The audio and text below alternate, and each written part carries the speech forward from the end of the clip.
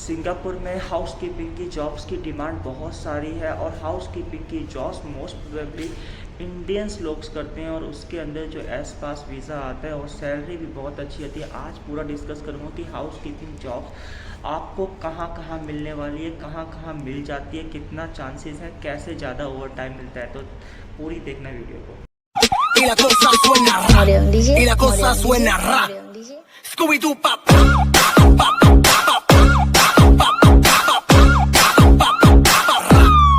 Scooby-Doo pop.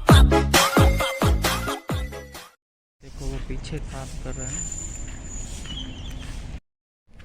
Hello मेरे दोस्तों, कैसे हैं आप लोग। मेरी उम्मीद और मेरा विश्वास आपके साथ है सब कुछ अच्छा और बेहतर होगा। आज का जो टॉपिक है बहुत इम्पॉर्टेंट है कि सर हाउस कीपिंग की जॉब्स के ऊपर बताइए। तो बताता हूँ कि सिंगापुर में हाउस कीपिंग की जॉब्स आपको कहाँ कहाँ ज़्यादा मिल सकती है और किस प्लेस पर मिल सकती है। देखो हाउस कीपिंग का मतलब आप लोग यही सोच रहे होंगे कि मोस्टली होटल्स में हाउस कीपिंग का जॉब ज़्यादा है। तो बताता हूँ यार, हर कंट्री का अलग अलग। तो यहाँ पर हाउस कीपिंग की जॉब्स किस किस जगह पर आपको मिल सकती है।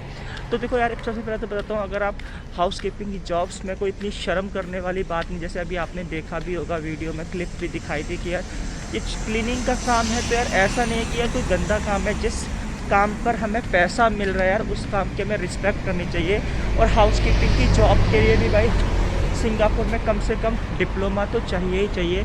और सिंगापुर में ऐसा नहीं है कि आप हाउस कीपिंग की जॉब में आपको वर्क परमिट मिल जाएगा, आपको एस पास ही मिलेगा। आपकी सैलरी मोर देन $2000 होगी।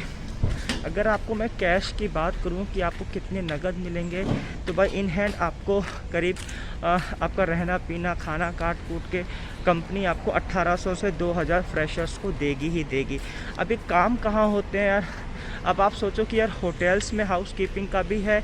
एक तो अपॉर्चुनिटीज़ की होटल्स में हाउस कीपिंग की ज़रूरत होती है, वहाँ पर बंदे चाहिए। तो देखो इंडियंस वालों के लिए मोस्ट प्रोबेबली सुपरवाइज़र्स की जॉब ज़्यादा होती है, क्योंकि एजुकेशन के हिसाब से उन्हें परमिट बनाना पड़ता है। अगर आप सिंगापुर में हाउस कीपिंग के उस पर आ रहे हो तो आप हाउस कीपिंग सुपरवाइज़र की पोस्ट पर आओगे। लेकिन यहाँ पर सुपरवाइज़र मैनेजर सब एक ही होते हैं। यहाँ पर आपको हाउस कीपिंग करनी ही पड़ेगी, ठीक है भाई। ऐसा नहीं है कि अगर आप सुपरवाइज़र हो तो आप बिल्कुल भी काम नहीं करोगे। काम उतना ही करोगे जितना कि लो लेवल वर्कर के काम करते हैं, ठीक है भाई। क्योंकि फॉरेनर्स को कोई भी कंपनी हायर करती है, उनका मेन मकसद यही होता है कि यार ज़्यादा से ज़्यादा काम करें, ठीक है भाई। अब बात करता हूँ किस किस जगह पर आपको हाउस कीपिंग की जॉब मिल सकती है। और इसकी जो एलिजिबिलिटीज़ मैं बता रहा हूँ, एलिजिबिलिटीज़ जो होती है, आपके पास 2 साल का डिप्लोमा होना चाहिए, एक्सपीरियंस होना चाहिए, और आपका ये नॉर्मल चीज़ें होनी चाहिए। और डिप्लोमा एंड एक्सपीरियंस चाहिए।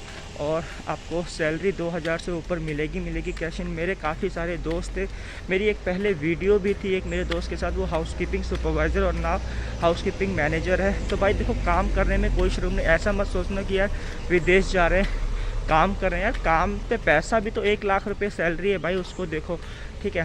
अब देखो कहाँ कहाँ मिल सकती है आपको। तो सबसे पहले आपको नौकरी मिल सकती है एक जगह, होटल्स तो है ही हैं, हॉस्पिटल्स हैं, और उसके बाद आता है हाउसिंग। आप सिंगापुर के किसी भी हाउसिंग में चलिए, सारी बिल्डिंग्स मैं दिखा देता हूँ। तो कोई इस तरह की बिल्डिंग्स हैं, कार पार्क्स हैं, कार पार्किंग का एरिया है, गार्डनिंग है। तो सिंगापुर में हाउस कीपिंग की जॉब्स बहुत सारी हैं। तो कुल मिला के हर ब्लॉक में एक हाउस कीपिंग की जरूरत चाहिए ही चाहिए होती है।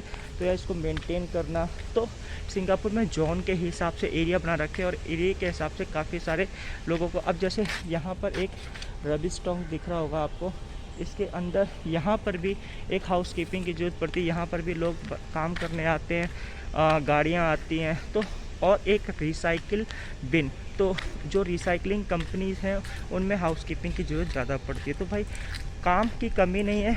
तो आप एक बार डालना housekeeping jobs in Singapore for Indians, S pass बहुत सारी मिल जाएगी भाई।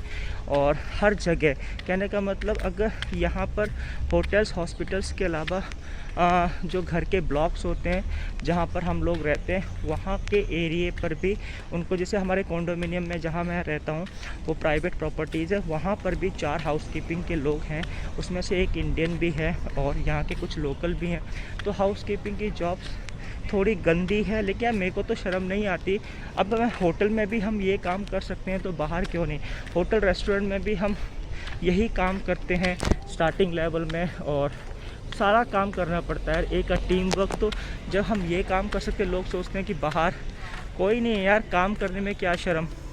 तो हाउसकीपिंग की जॉब्स में आपको 1 लाख रुपए तक सैलरी मिल सकती है। प्लस एक चीज़ और बतानी थी, यहाँ पर ओवर टाइम का मतलब ऐसा है कि आप जिस ब्लॉक जहाँ एरिया में काम कर रहे होंगे, यहाँ के लोगों की अगर आप हेल्प करेंगे तो वो एक्स्ट्रा पैसे भी देंगे। सैलरी तो मिलेगी ही मिलेगी,